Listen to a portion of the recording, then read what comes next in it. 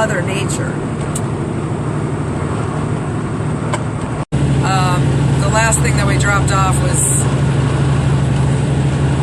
an hour south of where we are right now, and I think they thought we'd have enough time based on our last trip to get there on time, but we wanted to wash the truck and drove north an hour, so now we have 4.5 hours to get there, and it's going to take us just over 4.5 hours.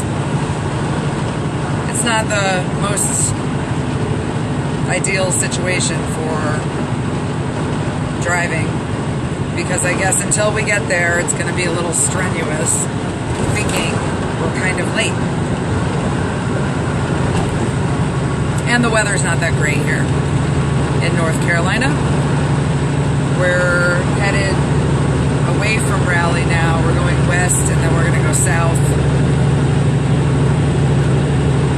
down 85 for a bit. Bad weather.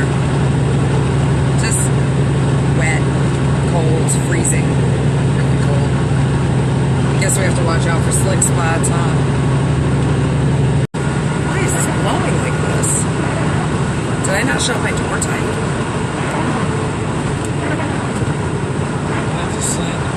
So we have a good 70 hours left to drive this week, and that's a good thing.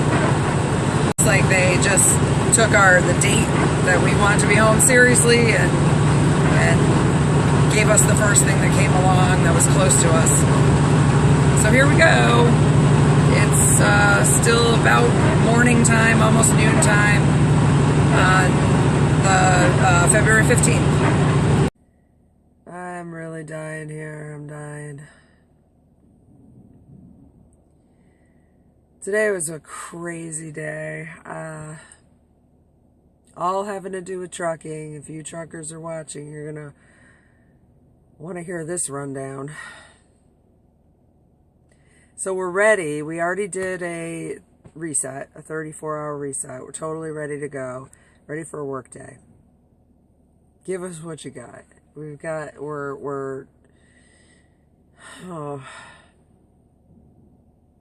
sorry. I've just been crying over my dog for the last 2 hours. It has nothing to do with this. It's just going to happen because my dog died too recently for me to be able to regain my composure anytime I want. Okay, so the story is that we were ready to go, ready to work. We got the orders to go do a pickup and a drop-off. Great. Pickup in South Carolina, drop-off in Tampa. We were in North Carolina. They want you to wash your truck every 21 days. We were at a truck wash about an hour northish from the last drop-off. This was an hour up instead of an hour or two down. Knowing that we gave home time for down, I was wondering why we didn't do the truck wash down. But Jay said we had to do the truck wash as close as possible to the drop. So we went up.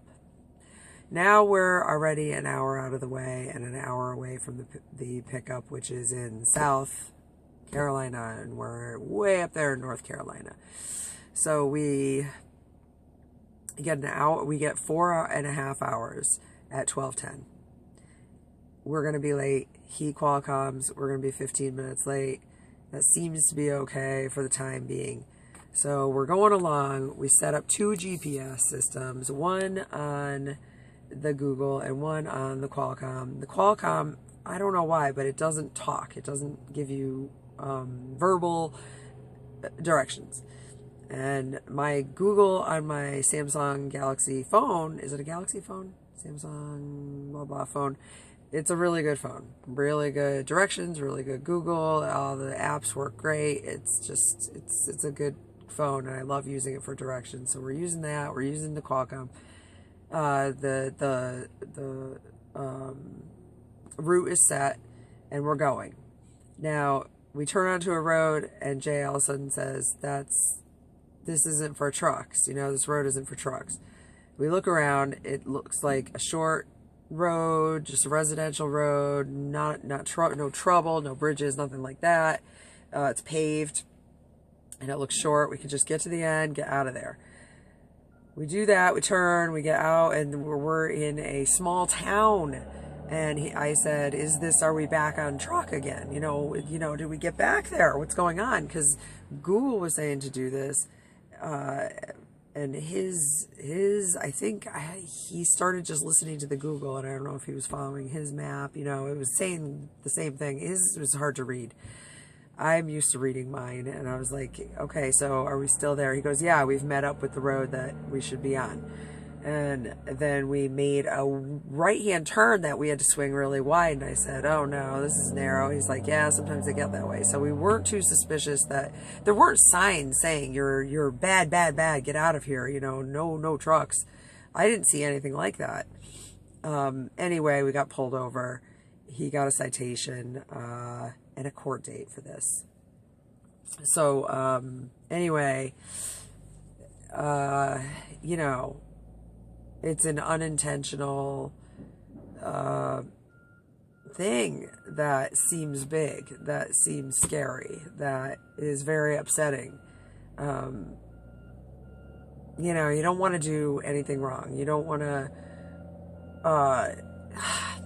obviously something that, your company turns around and says, this is serious. And you go, I know, I have no intentions of going against rules and regulations and things. So it's like, why was the sign so hard to see, so indiscriminate in a way, and that we ended up on this road, whereas this is not the plan?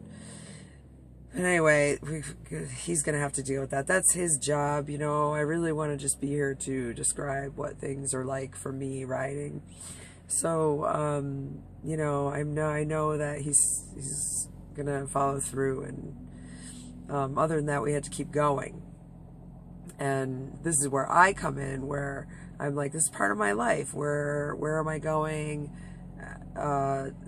How are things going to affect me? How long do I have to sit on my butt in my chair? Do I have to cook today? Are we going to be able to take a shower? Things like that I want to know.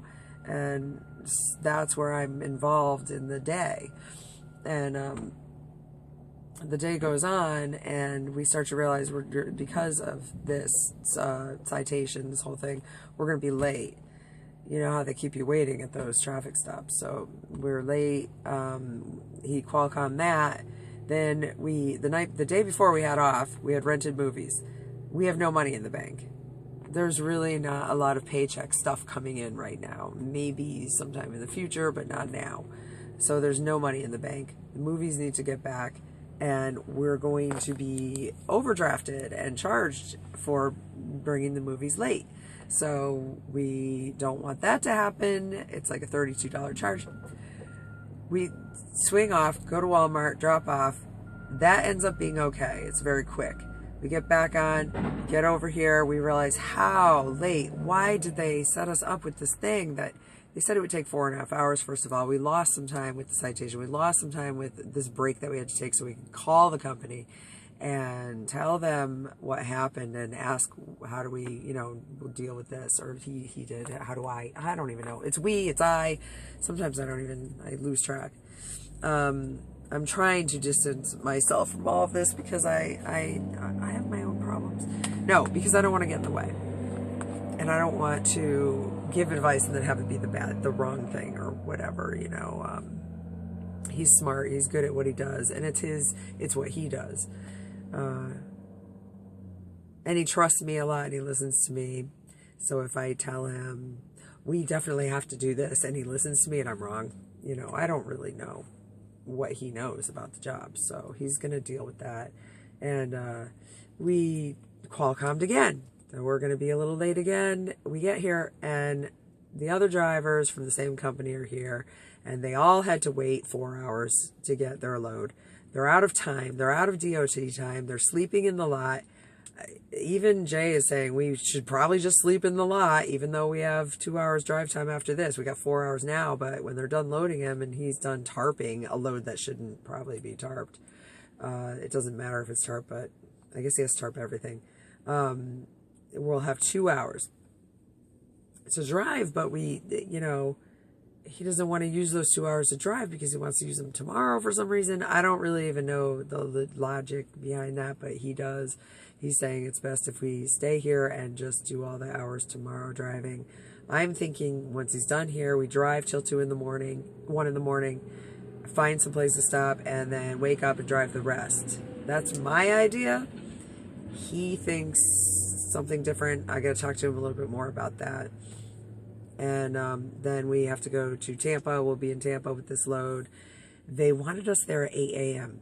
That's impossible. They gave us a 12-hour driving job that should occur within one day. But drivers can't drive more than 11 hours in one day, and in between that you need to rest for 10 hours. So how is he going to drive 11 hours, rest for 10 hours, and get anywhere within 12?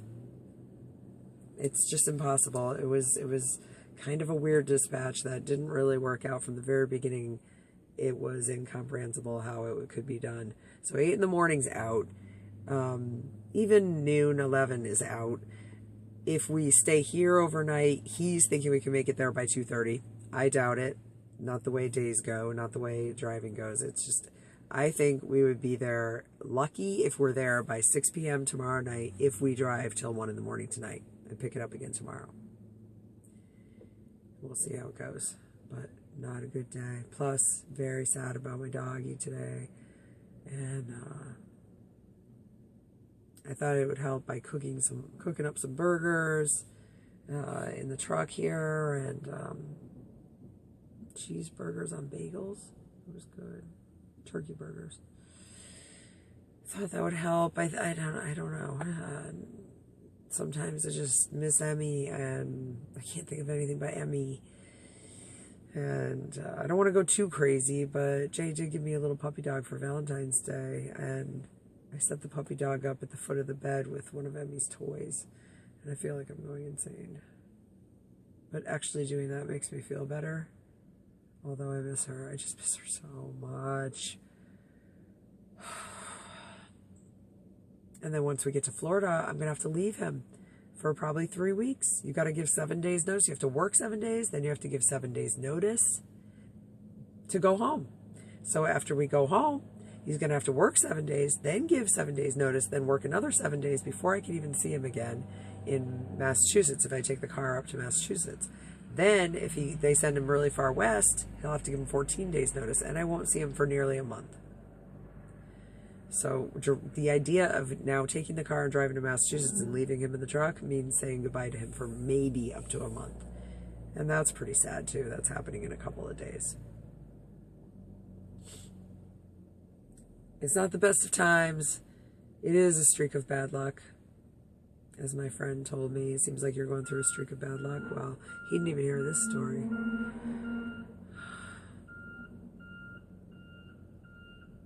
Other than that, everything's okay. Yeah, I mean, other than that, we have our health. And we'll see you tomorrow. We'll be in Tampa. We'll be back in Florida. Some warm weather and get away from this ice and cold. Maybe some of the misery. Maybe we'll get rid of some of the misery, and we'll have happiness and some kind of warm, good feelings again.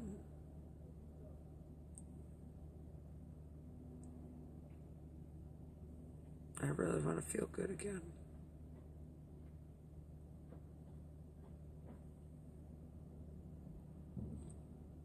Just listening to them work out there.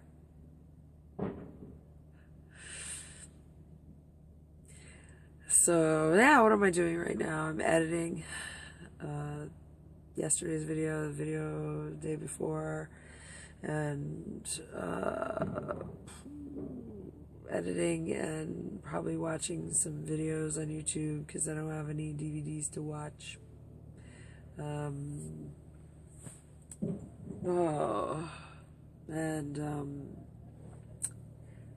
That's it. I'm just gonna sleep, I guess. Got a big day tomorrow, right? Now that we have all this to do. Okay, well, I apologize for my appearance, but when I have little breakdowns over Emmy, it all just goes. But anyway, thanks for hanging out with me, and I really appreciate you hanging in there and trucking with us. Some days are better than others, as you know, and we're living in these trucks, and we are holding on for dear life, right? And there's something very exciting and wonderful about it, and you know what I'm talking about. You don't ever want to stop in a way, even though it drives you crazy. You know, it's really like trucking is like falling in love. You gotta have it once you know it. And I'm just a rider, mind you, but yeah, I'm intuitive. I can see what's going on. I'm feeling it myself. I feel it. I live here. This is my home. You know, you move into a home, and you know your home, and so if my home is trucking, I know trucking, and if my home is a truck, I know trucks. I can tell you a lot about them. So yeah, that's it for now, and I'll see all of you wonderful people. Comment for me, let me know who you are, what's going on, how your day is, and what your truck is like. Let me know how your truck home is. I want to hear about it. Okay, I'll see you tomorrow. Bye.